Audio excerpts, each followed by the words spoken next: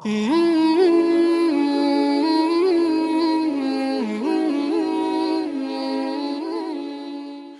apa yang bisa dilakukan oleh wanita yang sedang haid nifas di bulan Ramadan? Wanita haid, sepakat para ulama boleh berzikir. Dengan zikir apa saja? Subhanallah, alhamdulillah, wala ilaha illallah, Allahu akbar, wala haula wala quwwata illa billah. Zikir. Zikir pagi, zikir petang, ya. Subhanallah, subhanallah 100 kali, astagfirullah 100 kali. Silakan. La ilaha illallah syarikalah, lahul mulku wa lahul syai'un qadir. Biasakan. Ustaz, apakah wanita haid boleh baca Al-Quran? Ini sudah saya jelaskan berulang-ulang bahwasanya yang benar wanita haid boleh baca Al-Quran, namun tidak boleh menyentuh Al-Quran. Dia boleh sentuh dengan menggunakan kaos tangan, atau dia menyentuh dengan pena Al-Quran tersebut, atau dia baca langsung dengan HP, dengan gadget, nggak ada masalah. Dia sentuh langsung tidak ada masalah. Tapi kalau lembaran mushaf, maka dia sentuh tidak boleh dengan langsung. Berbeda dengan buku tafsir. Kalau buku tafsir boleh dia sentuh langsung, karena buku tafsir itu bukan Al-Quran. Al-Quran cuma sedikit, tafsirnya lebih banyak. Bismillahirrahmanirrahim. Alhamdulillahirabbil alamin arrahmanirrahim maliki yaumiddin iyyaka na'budu wa iyyaka nasta'in ihdinas siratal mustaqim siratal ladzina an'amta 'alaihim ghairil maghdubi 'alaihim waladdallin. Amin. Terawih ngebut-ngebut hukumnya haram, kita bermakmum terawih ngebut yang amin. Tiba-tiba amin. Ada kena. Maka haram, dan kita pun haram bermakmum dengan imam yang semacam itu. Pengen dapat pahala tapi dapat haram. Lihat, gara-gara imamnya kebut-kebutan. Apa yang harus kita lakukan? Sholat berjamaah, imamnya cepat-cepat. Ganti imam tuh. Irji ila salatika fa innaka lam tusalli, ulangi salatmu karena salatmu tak sah. Irji ila salatika fa innaka lam tusalli, ulangi salatmu karena salatmu tak sah. Irji ila salatika fa innaka lam tusalli. 3 kali disuruh Nabi ulang. Hadis sahih tentang orang yang salatnya tak ada tumaknina. Allahu akbar, Allahu akbar, Allah. Kalau kau tegak hatta tatma'inna qa'iman, ada tumaknina. Kalau kau ruku' hatta tatma'inna raki'an. Kalau kau sujud hatta tatma'inna sajidan. Mesti ada tumaknina. 10 menit sebelum subuh udah apa? Imsak. Pas imsak nggak boleh makan lagi. Padahal tujuan imsak kan apa? Cuma kehati-hatian aja. Bukan artinya nggak boleh makan sama sekali. Bahkan sebagian ulama seperti Ibnu Hajar menganggap itu perkara yang bid'ah. Nggak ada di zaman Rasulullah imsak. Ya, karena bertentangan dengan ayat. Allah tidak ada dalam ayat mengatakan makan dan minum sahurlah sampai imsak. Nggak ada ayatnya. Nggak ada. Allah mengatakan sahur itu sampai fajar, bukan sampai imsak. Jadi sebagian ulama mengatakan adanya imsak itu sebatas kehati-hatian, bukan artinya nggak boleh makan sama sekali. Ya nggak masalah makan, minum sampai betul-betul jelas kepada kita apa? Ya waktu fajar.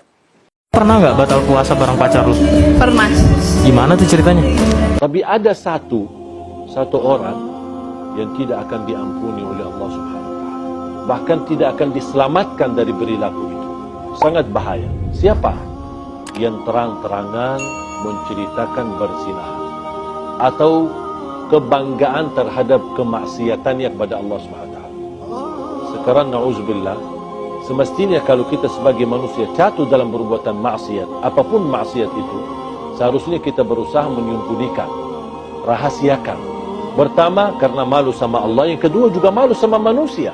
Yang benar, wanita yang terbaik sholat di rumah. Wanita kalau sholat tarawih di rumah lebih afdal daripada kalau dia sholat tarawih di masjid. Seluruh keutamaan yang diperoleh laki-laki kalau ke masjid, diperoleh juga oleh wanita tatkala di rumah. Contoh, lelaki kalau ingin sholat supaya dapat pahala sholat semalam suntuk, kata Nabi SAW, barang siapa yang sholat bersama imam sampai selesai, bagi dia pahala sholat semalam suntuk. Ini laki-laki ke masjid. Perempuan di rumah dia dapat pahala semalam suntuk. Kenapa? Karena sholat di rumahnya lebih baik daripada di masjidnya. Kenapa? Karena wanita memang sebaiknya tidak banyak menjadi pusat pandangan para lelaki. Apakah orang yang berpuasa itu tetapi memiliki kekasih atau pacar itu diterima puasanya? Gimana kalau seorang manusia berada di bulan Ramadan, dia tetap melakukan perbuatan dosa, dia masih pacaran sama temennya selama bulan Ramadan, maka ditakutkan orang yang seperti ini dosa-dosanya nggak diampuni, karena memang dia nggak minta diampuni, dia tetap dengan dosa tersebut. Bagi orang yang puasa tapi dia tidak meninggalkan dosa, tidak meninggalkan ucapan-ucapan dusta, perbuatan-perbuatan jahil, maka Allah nggak perlu dengan dia meninggalkan lapar, meninggalkan makan dan minum. Maka bagi mereka yang masih melakukan dosa dengan pacarnya, putuskan hubungan itu. Wanita dibolehkan sholat di masjid dengan syarat tidak boleh berhias tatkala ke masjid, tidak boleh pakai parfum tatkala ke masjid, harus seadanya yang wajar-wajar saja. Sampai sebagian ulama mengatakan wanita yang terkenal cantik tidak boleh ke masjid. Kenapa? Karena bisa mengganggu jamaah. Imamnya terganggu, berdebar-debar tatkala lewat wanita tersebut ya. Jamaah juga bisa terganggu. Jadi wanita yang terkenal cantik, masyhur ini cantik sudah jangan ke masjid. Kalau dia ke masjid dia berusaha pakai cadar supaya tidak dilihat oleh orang ya. Kalau yang pas-pasan wajahnya terserah, boleh. Bagaimana wanita yang ketika bulan Ramadan buka-bukaan alias tidak menutup aurat? Bagaimana hukum wanita itu? Hukum wanita tersebut dosanya double-double.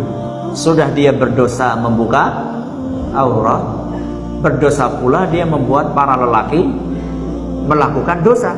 Para lelaki melakukan dosa karena ada pemicunya.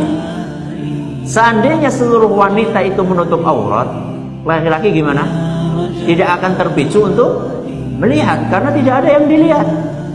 Itu kalau misalnya wanita semuanya menutup aurat. Tapi sayangnya tidak semua wanita menutup aurat. Maka wanita tersebut dia dosanya double-double. Membayar kafarah jima dapat dilakukan dengan yang pertama adalah membebaskan budak. Jika tidak mampu, maka berpuasa 2 bulan berturut-turut.